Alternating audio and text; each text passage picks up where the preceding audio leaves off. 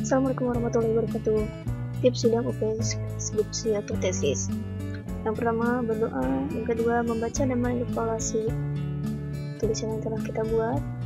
Skripsi atau tesisnya kita baca ulang dan evaluasi, mungkin di dalamnya masih ada kesalahan, dan cara membacanya bagaimana, hal-hal apa saja yang paling penting untuk kita hafal dan kuasai. Yang ketiga, mengenal calon penguji.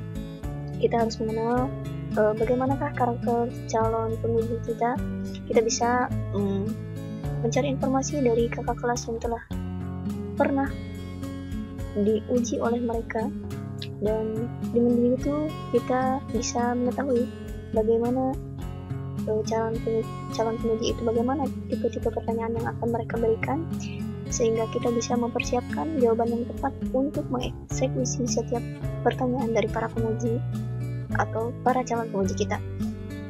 Nah, ini merupakan hal-hal yang harus kalian kuasai atau yang harus kalian hafal untuk persiapan sidang UP. Di bab 1 yang harus kalian kuasai adalah mengenai latar belakang masalah secara deskripsi, dan yang kedua, latar belakang masalah berupa data, angka, dan statistik, grafik, dan lain sebagainya.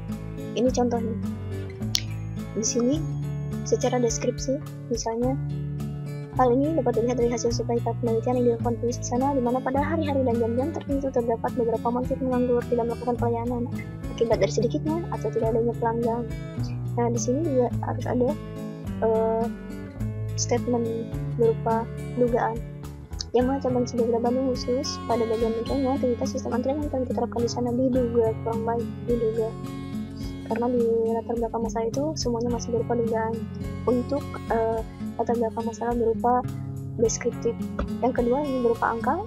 Ini sudah tidak berupa dugaan karena sudah ada angkanya meskipun pra penelitian. Di sini adalah 4 dimensi dari variabel kompensasi yang ditanyakan kepada sampel yang kita berikan kuesioner pra penelitian. Di sana ternyata didapatkan 42,4%, 0%, 57,6%, dan 0%. Nah, setiap masalah itu dikatakan masalah kalau ternyata presentasinya itu di bawah 50%. Di sini ada 3 dimensi yang menunjukkan adanya masalah. Meskipun di sini ada dimensi yang di atas 50%, namun 3 dari 4 dimensi ini ternyata memiliki masalah, dan ini bisa diangkat menjadi masalah untuk selanjutnya diteliti. Di bab 2 yang harus kita kuasai adalah kerangka pemikiran, variabel-variabel yang kita gunakan, dan kita di bab 2 ini harus menguasai grand teori. Contohnya seperti ini. Ini adalah 4 variabel, 3 variabel X dan 1 variabel Y. Ini variabel X, ini variabel Y. Untuk skripsi biasanya kita tidak menggunakan variabel penghubung seperti ini. Untuk skripsi cukup ini saja. Misalnya kepemimpinan kepala sekolah, grand teori atau teorinya menurut peraturan Mendiknas, dimensinya ini ada 5.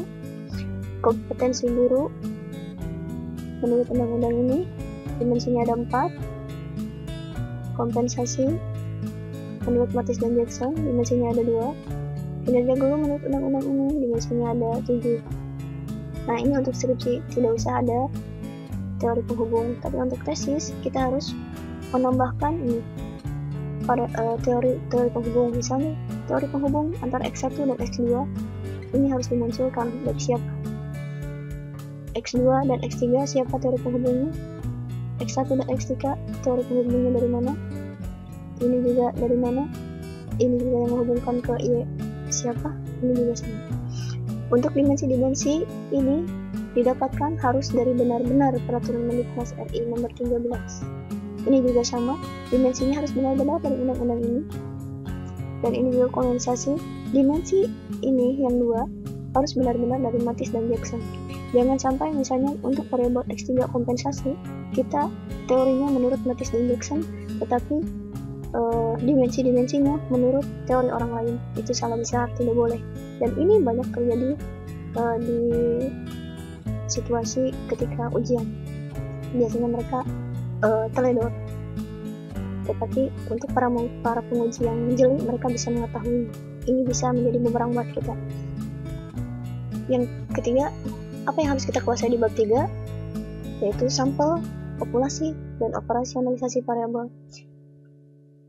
Sampelnya ada berapa, cara menentukannya menggunakan rumus apa, populasinya berapa, dan ini operasionalisasi variabelnya apakah sesuai atau tidak. Ini ada contoh dengan operasionalisasi variabel. Contohnya di sini untuk variabel nomor 1, variabel X1, kepemimpinan kepala sekolah. Konsep variabelnya berdasarkan siapa yang mengeluarkannya. Ini kepala sekolah. Konsep variabelnya berdasarkan peraturan Mendiknas RI nomor 13 tahun 2007. Dimensinya apa saja? Dimensinya harus sesuai dengan apakah ini dimensinya sesuai, ini didapat dari peraturan Mendiknas, atau ini kita mengarang sendiri. Itu tidak boleh. Kita tidak boleh mengarang sendiri. Dan indikatornya, nah untuk indikator ini kita bisa mengarang sendiri. Misalnya ini dimensi kepribadian, bagaimana kita untuk menilai kepribadian, kita keluarkan pertanyaan-pertanyaan untuk menjadi indikator nanti di dalam membuat kuesioner. Misalnya kepribadian, menjadi teladan akhlak mulia bagi komunitas sekolah, berapa poinnya? 5, 4, 3, 2, atau 1. Ini skalanya adalah skala ordinal.